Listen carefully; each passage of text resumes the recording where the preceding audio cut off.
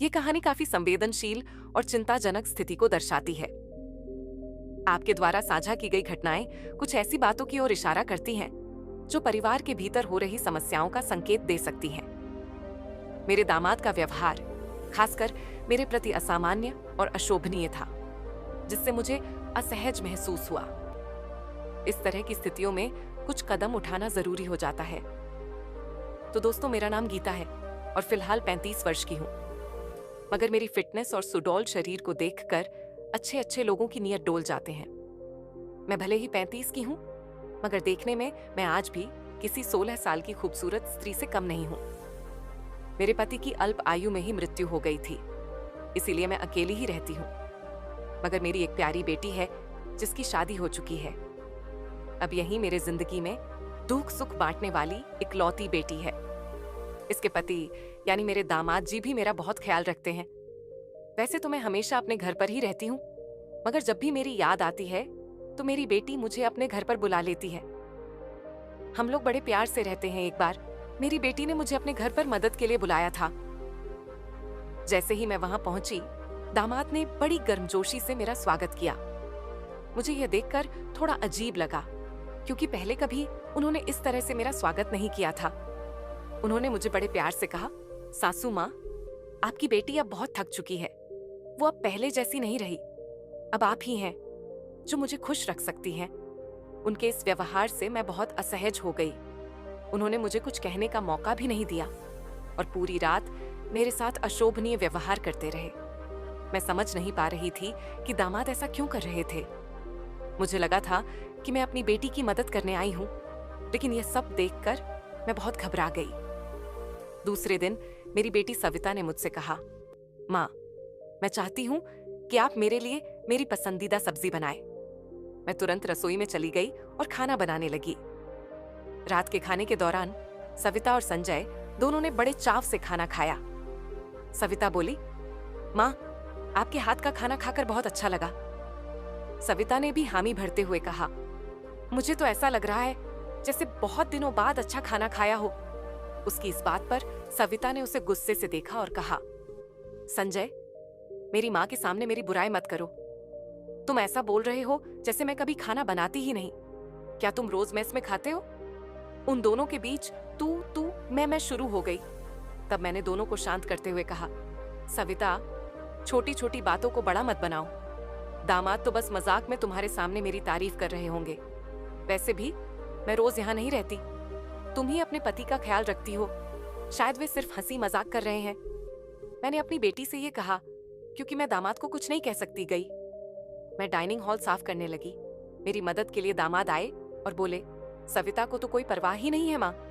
इतने दिनों बाद आप घर आए, फिर भी वह पहले ही दिन से आपके ऊपर सारा काम छोड़कर मोबाइल लेकर कमरे में चली गई। यही तो रोज का हाल है।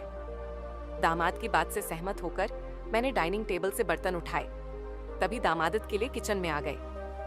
किचन से जाते वक्त दामाद ने अचानक मेरे हाथ पकड़ लिए और बोले, सासू माँ, सच में आपके हाथों में जादू है।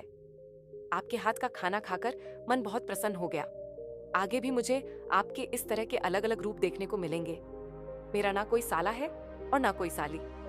मेरे ससुराल में तो आप ही एक हैं। अब चाहे साला साली और बहनोई की हंसी मजाक हो या सासू माँ की देखभाल, ये सभी रिश्ते आपको निभाने हैं। अब मैं आपको यहाँ से जल्दी जाने नहीं दूंगा। मुझे दामाद का प्यार समझ में आया, लेकिन इसके पीछे उनका क्या मकसद था, इस पर मैंने ज्यादा गहराई से नहीं सोचा। कुछ दिन ऐसे ही बीत गए। मुझे बेटी के घर आए कुछ ही दिन हुए थे, तभी मैंने महसूस किया कि उन दोनों पति पत्नी के बीच कुछ ठीक नहीं था। लगातार 3 दिन से मुझे रात को उनकी बड़बड़ाहट और दामाद की आवाज उनके कमरे से सुनाई दे रही थी। वह बात प्रेम की तो बिल्कुल नहीं थी। उन दोनों के बीच कुछ गड़बड़ थी। ये मुझे साफ महसूस हो रहा था, क्योंकि जब से मैं वहां आई थी मैंने उन्हें कभी साथ में हंसते खिलते नहीं देखा। एक दिन शाम को अनिता अचानक जल्दी घर आ गई। उसे घर पर देख। मैं 2 कप कॉफी लेकर उसके कमरे में गई। मुझे उससे थोड़ी बात करनी थी। कॉफी का बहाना लेकर मैं उसके कमरे में गई। मैंने उसके हाथ में कॉफी का कप दिया, लेकिन वह मुझसे बात करने के बजाय मोबाइल में व्यस्त थी। तब मैंने अनिता के हाथ से मोबाइल छीनते हुए कहा, अनिता, क्या मुझे यहाँ बुलाने का मतलब यही है कि मैं तुम्हें मोबाइल खेलते हुए देखूं। मैं यहाँ आई हूँ और तुम मुझसे 2 मिनट भी बैठकर बात नहीं कर रही हो। अरे कम से कम माँ से 2 शब्द तो बोल लो। अगर तुझे बात नहीं करनी है तो मुझे तुझसे बात करनी है। जैसे ही मैंने उसका मोबाइल छीना, उसका ध्यान मेरी ओर गया। वह बोली, बोलो माँ, तुम्हें मुझसे क्या जरूरी बात करनी है?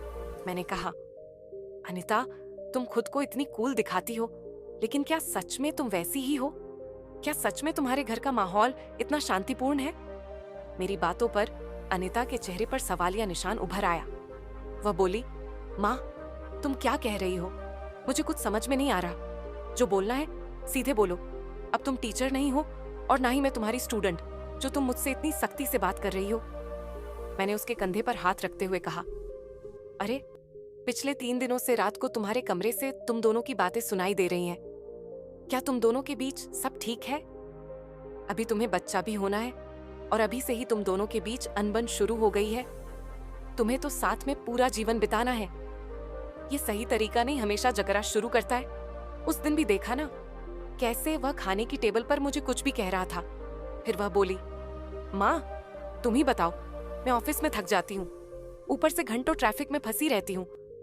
अब जब से तुम यहाँ आई हो मुझे थोड़ी राहत मिली है, नहीं तो रोटियां बेलते वक्त भी मेरी आंख लग जाती थी। अब इतनी थकान के बाद भी मैं समीर को कैसे समय दूं? समीर तो कुछ समझने को तैयार ही नहीं है, और वैसे भी तुम्हें यहाँ बुलाने का आइडिया उसी का था। वह कह रहा था कि सासू माँ आएंगी तो तुम्हें थोड़ा आराम मिलेगा। तुम यहाँ आई हो तो उसकी खाने की शिकायतें भी थोड़ी कम हो गई हैं। नहीं तो हर बात में ये ऐसा और वह वैसा ही चलता रहता था। तुम्हें बुलाने से पहले वह कह रहा था कि जब मेरी सासू माँ आएंगी तो मैं उनसे सारी ख्वाहिशें पूरी करवाऊंगा। अब तुम्हारे दामाद की ख्वाहिशें क्या है, ये तुम खुद ही देख लो। उनकी शिकायतों से मुझे थोड़ी राहत मिल गई है। अनिता की बातें सुनकर मुझे लगा कि शायद सच में उसे अपने काम से समय नहीं मिल पाता होगा, इसीलिए समीर की खाने पीने की दिक्कतें हो रही होंगी शायद। इसीलिए उन्होंने मुझे कुछ दिनों के लिए बुला लिया होगा। लेकिन मुझे यह अंदाजा नहीं था कि दामाद की मुझसे और भी ख्वाहिशें थीं। अनिता की बातें सुनकर मैंने सोचा कि उनके बीच सामान्य झगड़े हैं जो वे खुद ही सुलझा लेंगे। इसीलिए मैंने अनिता को और कुछ नहीं कहा। जैसे ही मैं उसके कमरे से बाहर निकली, मुझे दामाद की गाड़ी की आवाज सुनाई दी। उस दिन समीर भी जल्दी घर आ गए थे। उन्हें घर में देखकर मैंने कहा, अरे आज आप जल्दी आ गए, चलो। अच्छा हुआ, तुम दोनों बाहर जाकर डिनर कर लो, मैं घर संभाल लूंगी। मैंने सोचा बाहर जाकर उनका मन हल्का हो जाएगा, इसीलिए मैंने उन्हें डिनर के लिए बाहर जाने को कहा। लेकिन रोहित बोले, सासू माँ, होटल जाने की जरूरत नहीं है। आज मेरे बॉस का 50वां जन्मदिन है और उन्होंने इस मौके पर पार्टी रखी है। पार्टी की बात सुनकर मैंने कहा, अरे वाह, तो फिर तुम दोनों जल्दी से अच्छे से तैयार हो जाओ और पार्टी में जाओ। तभी रोहित बोले, सासू माँ, हम दोनों अकेले नहीं जाएंगे। बॉस ने पूरे परिवार को बुलाया है और आप भी हमारे परिवार का हिस्सा हैं, इसीलिए आप भी चलिए।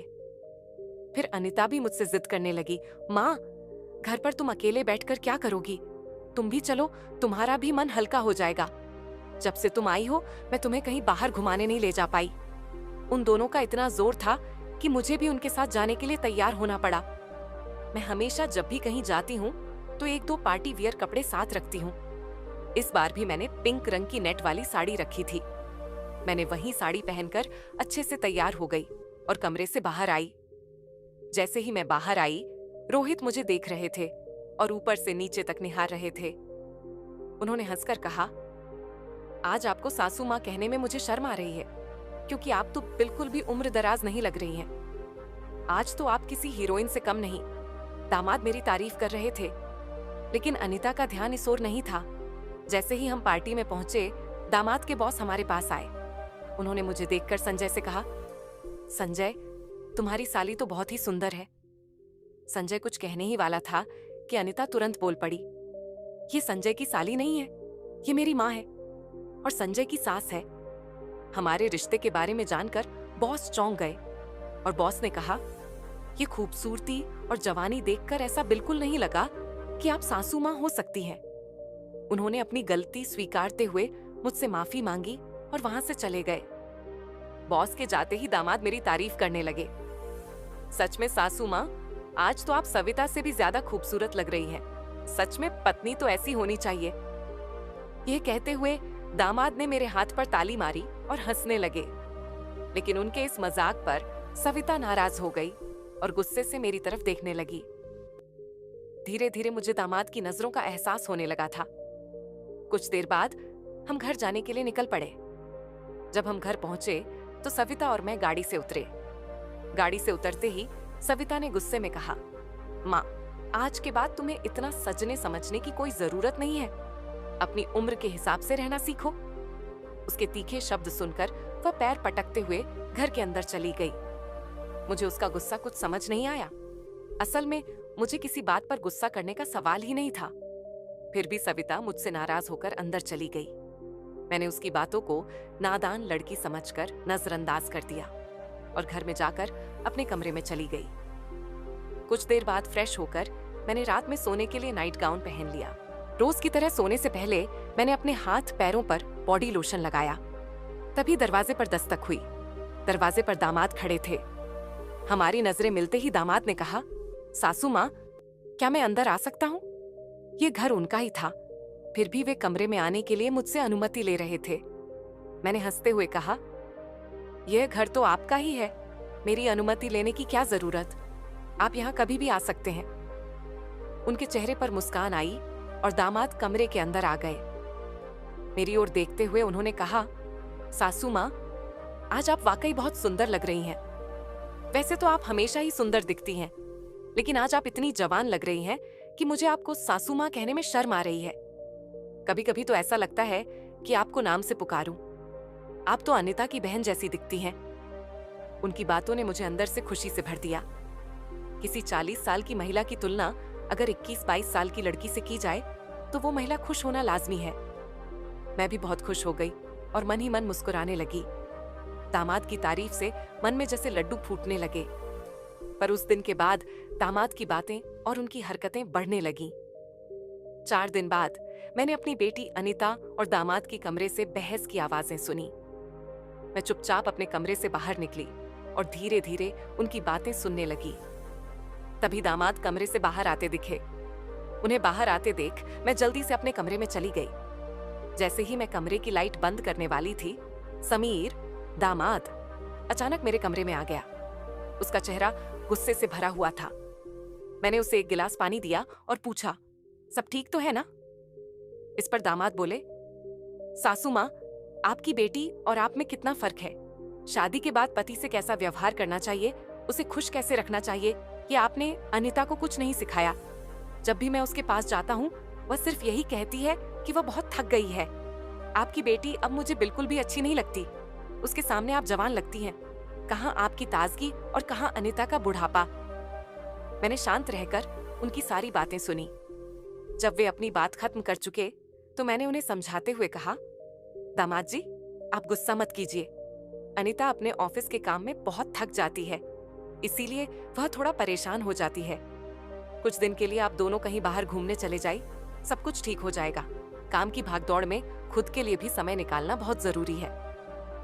समीर थोड़ा शांत हुआ और फिर कमरे से बाहर चला गया, लेकिन उनकी बातों ने मुझे सोच में डाल दिया। इस पर दामाद बोले, मैं तो सब कुछ करने के लिए तैयार हूँ, लेकिन आपकी बेटी को ऑफिस से छुट्टी लेनी होगी, तभी हम कहीं जा सकते हैं। मैंने उन्हें समझाया और पानी का गिलास उनके हाथ में दिया। बात करते करते अनजाने में मेरा हाथ को अपने हाथ में लिया। गिलास को एक तरफ रखते हुए दूसरे हाथ से मेरे चेहरे से बाल हटाते हुए बोले, सासू माँ, आप सच में बहुत सुंदर हैं। आपको देखकर तो अनिता को देखने की इच्छा ही नहीं होती। कहाँ आपके चेहरे का तेज और कहाँ अनिता की झुर्रियां। दामाद मेरी बेटी की बुराई कर रहे थे तो मैंने कहा, आप मेरी सुंदरता की तारीफ कर रहे हैं, इसके लिए धन्यवाद, लेकिन जिस लड़की के बारे में आप बुराबला कह रहे हैं वह मेरी बेटी है, ये मत भूलिए। दामाद बोले, सासू माँ, मैं कुछ गलत नहीं कह रहा हूं, जो सच है वही कह रहा हूं।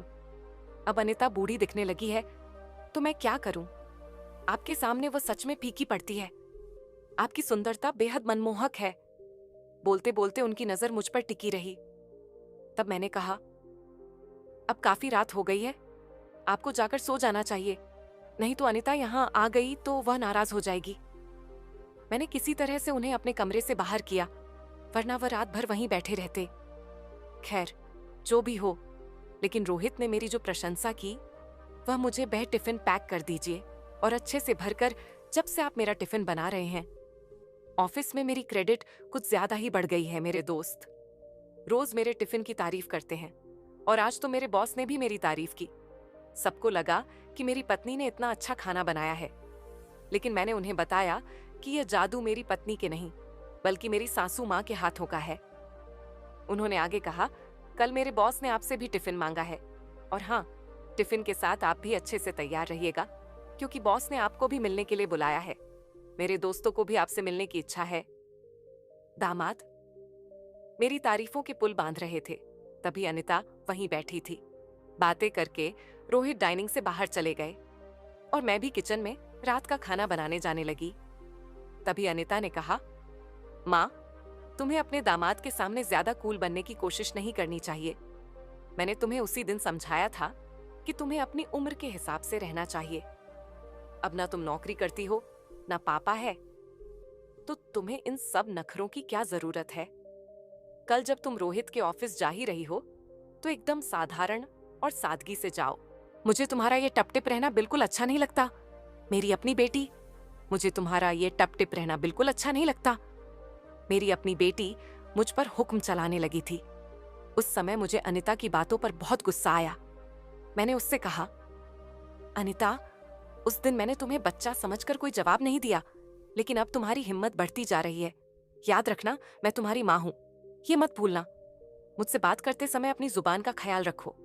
एक बात तो तुम्हें भी अच्छे से पता है कि मुझे हमेशा से टप टिप रहने की आदत है। मैं अपनी आदत किसी के कहने से नहीं बदलूंगी। इंसान जितना अच्छा रहता है, उतना ही फ्रेश दिखता है। यही मेरा मानना है। तुम चाहे कुछ भी कहो, मैं अपनी रहन सहन नहीं बदलने वाली। अगर किसी को बदलना है तो तुम खुद को बदलो, अपना चिड़चिड़ा स्वभाव बदलो। कभी कभी तो मुझे लगता है कि तुम मेरी ही बेटी हो या नहीं। उस दिन चिड़चिड़ा स्वभाव बदलो। कभी कभी तो मुझे लगता है कि तुम मेरी ही बेटी हो या नहीं। उस दिन पहली बार मैंने अपनी बेटी से इतने गुस्से में बात की थी। इससे पहले अनिता ने भी कभी मुझसे इतने कटु शब्दों में बात नहीं की थी। इसीलिए गुस्से में मैं किचन में चली गई। उस रात खाना खाते समय भी मैंने किसी से बात नहीं की। अगले दिन दोपहर के 12 बजे के बाद मेरे दामाद का फोन आया। मैं तैयार होकर उनके ऑफिस जाने के लिए निकली। शाम को मैं और रोहित साथ ही घर लौटे। मुझे और समीर को साथ देखकर अनिता और भी ज्यादा नाराज हो रही थी, लेकिन अब मुझे उसकी नाराजगी से कोई फर्क नहीं पड़ता था। वह तो अपने पति को भी खुश नहीं रख पाई थी। मैंने भी अब उससे किसी तरह की कोई उम्मीद नहीं रखी थी। हालात अब मुझसे बहुत अच्छे से पेश आने लगे थे। हर 2-3 दिन में वो मुझसे कहते कि उनके ऑफिस में उनके दोस्तों ने या कभी उनके बॉस ने मुझसे मिलने के लिए बुलाया है। उस दिन सुबह नाश्ता करते समय मेरे दामाद रोहित ने मुझसे कहा, सासू माँ, घर के सारे काम जल्दी निपटा लीजिए, क्योंकि आज भी आपको ऑफिस जाना है। मैंने उनकी बात पर सहमति जताई। जैसे ही रोहित ऑफिस के लिए निकले, मेरी बेटी अनिता ने मुझे घेर लिया। उसने मुझसे कहा, माँ, मैं कुछ दिनों से देख रही हूं कि आप रोज मेरे पति के साथ उनके ऑफिस जा रही हैं और शाम को उनके साथ हंसती खेलती घर लौटती हैं। अभी तुम दोनों में सास दामाद का रिश्ता बरकरार है या फिर सीमाएं पार हो गई हैं? उस समय अनिता कुछ ज्यादा ही बोल गई थी और उसकी बातों ने मेरे दिल को बहुत चोट पहुंचाई। मैंने गुस्से में उस पर चिल्लाया, लेकिन उसे मेरी बातों का कोई असर नहीं हुआ। उसने फिर कहा, मुझ पर चिल्लाने की बजाय एक बार यह सोचो कि तुम्हारा और तुम्हारे दामाद का रिश्ता किस मोड़ पर जा रहा है। अगर मेरी बात समझ में नहीं आई तो तुम यहां से जा सकती हो। उसकी बातें सुनकर मेरी आंखों से आंसू बहने लगे, लेकिन अनिता को मेरी परवाह नहीं थी। वो अपने काम पर चली गई। इसके बाद मैंने अपने कमरे में बैठकर घंटों रोया। रोहित के लगातार फोन आ रहे थे, पर मैंने उनका फोन उठाने से इनकार कर दिया। 5 घंटे यूं ही बीत गए।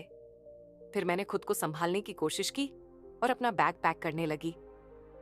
जैसे ही मैं घर से निकलने लगी, दरवाजा खोलते ही मैंने देखा कि बाहर मेरा दामाद गाड़ी पार्क कर रहा था। मुझे अचानक जाते देख उन्होंने मेरा हाथ पकड़ा और मुझे वापस घर के अंदर ले आए कमरे में। पहुंचते ही रोहित ने मेरा बैग खोल दिया और बोले, सासू माँ, ये क्या हो रहा है? आप बिना कुछ कहे क्यों जा रही हैं? मैंने उन्हें अनिता की बातें नहीं बताई, बस इतना कहा, शायद मेरी वजह से आप दोनों के रिश्ते में दूरियां आ रही हैं। अब मुझे यहाँ आए भी काफी दिन हो गए हैं। मैं अपनी बेटी का घर नहीं तोड़ना चाहती। आप लोग खुश रहें। अब मुझे जाना चाहिए। मैं फिर से बैग पैक करने लगी। तभी रोहित ने मेरा कंधा पकड़ा और मुझे अपनी ओर घुमाया। उन्होंने कहा, सासू माँ, जरूर अनिता ने आपको कुछ बुरा कहा होगा।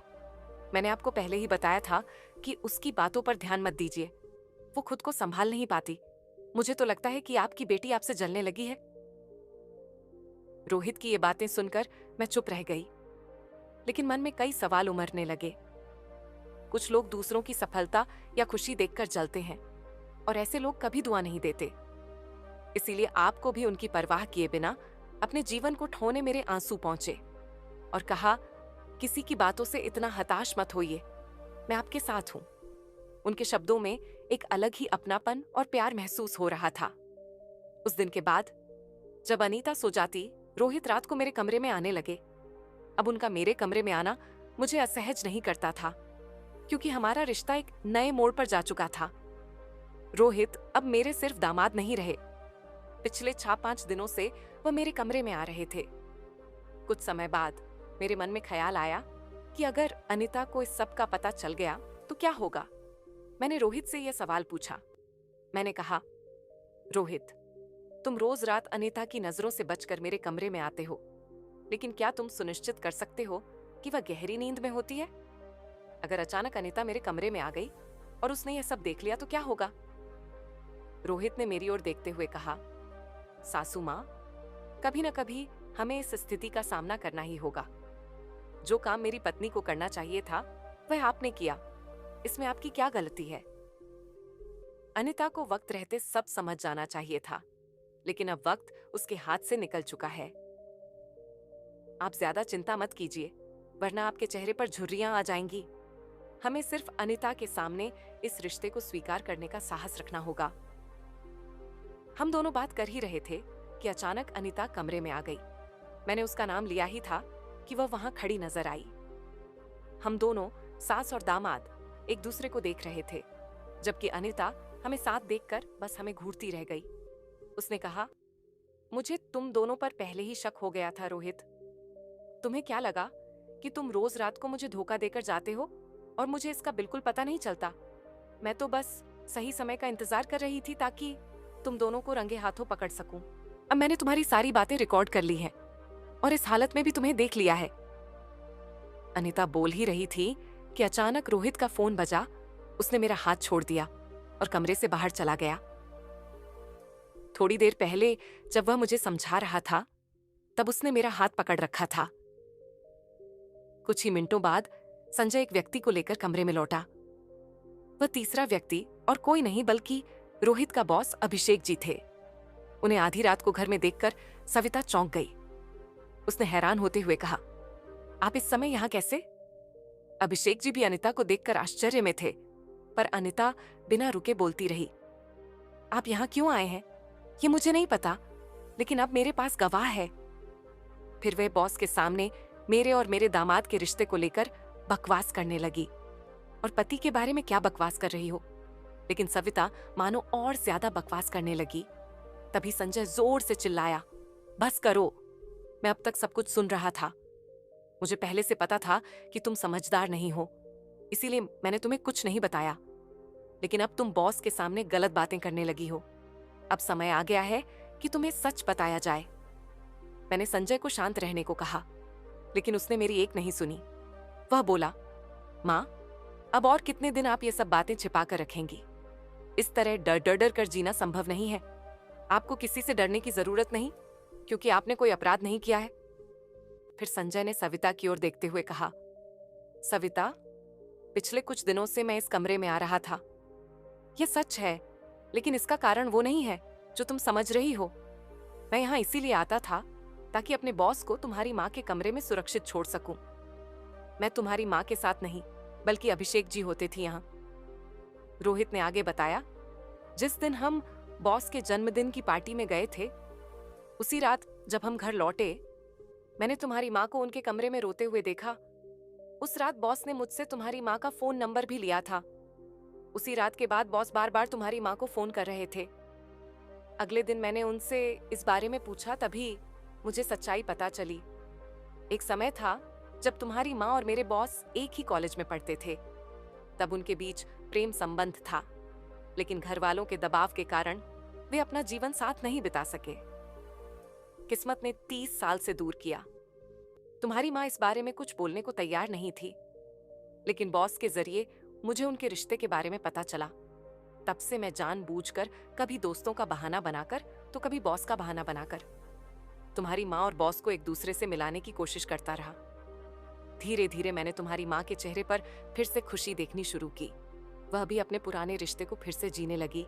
ये सुनकर सविता ने कहा, संजय, तुम मेरी माँ को उनके प्रेम से मिलने के लिए इतना प्रयास कर रहे थे, दामाद होकर भी कोई आपत्ति नहीं जताई और मेरी माँ को एक बार फिर से जीने का मौका दे रहे थे। मैं इस सबको गलत तरीके से समझती रही। सविता की माँ ने आगे बढ़ते हुए आंसुओं भरी आंखों से कहा, मुझे माफ कर दे बेटी, मुझे इस उम्र में ये सब नहीं करना चाहिए था। मुझे अभिषेक से फिर से नहीं मिलना चाहिए था। पर तू चिंता मत कर, सुबह होते ही मैं यहाँ से चली जाऊंगी और अभिषेक से कभी नहीं मिलूंगी। मुझे इस उम्र में ये सब नहीं करना चाहिए था। मैंने तुम्हारे अकेलेपन को महसूस किया। अब वह समय तो बीत गया, लेकिन अगर तुम मेरे लिए जी सकती हो तो मैं तुम्हारी खुशी में क्यों नहीं शामिल हो सकती। तुम्हारे समय में दादा ने तुम्हारी शादी नहीं होने दी होगी, लेकिन मैं अब उनके नक्शे कदम पर नहीं चलने लगा लिया, और उस पल में माँ बेटी के बीच का गलत फहमी का हर पर्दा हट गया। बॉस ने मुझे मेरे पिता के रूप में स्वीकार किया और मेरी बेटी की सहमति सुनकर मेरी आंखों में आंसू भर आए। अभिषेक भी मेरी तरह अपने जीवन में अकेले थे। अगले 3 दिनों के भीतर मेरी और अभिषेक की रजिस्टर्ड शादी मेरी बेटी और दामाद की मौजूदगी में हो गई। शायद यह पहली बार हुआ होगा कि एक बेटी ने अपनी माँ की विदाई की थी।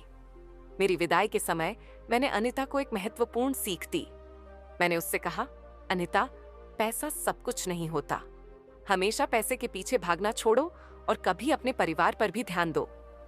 कर्तव्यों से भागने से न तो जीवन पूरा होता है, न ही खुशियां मिलती हैं। अब समय आ गया है कि तुम अपनी जिम्मेदारियों पर ध्यान दो। अनिता ने मुझसे वादा किया कि आगे से वह अपने घर की जिम्मेदारियों को निभाने में पीछे नहीं हटेगी। मेरी विदाई के बाद सविता ने पूरे 15 दिनों की छुट्टी ली। शादी के 2 साल बाद मेरी बेटी और दामाद एक बार फिर हनीमून पर गए। दोस्तों, शादी और प्यार की कोई उम्र नहीं होती। जहां दिल मिलते हैं, वही रिश्ते अपने आप बन जाते हैं। अगर आपको मेरी कहानी पसंद आई हो तो कृपया इसे लाइक करें, शेयर करें और हमारे चैनल को सब्सक्राइब करना ना भूलें।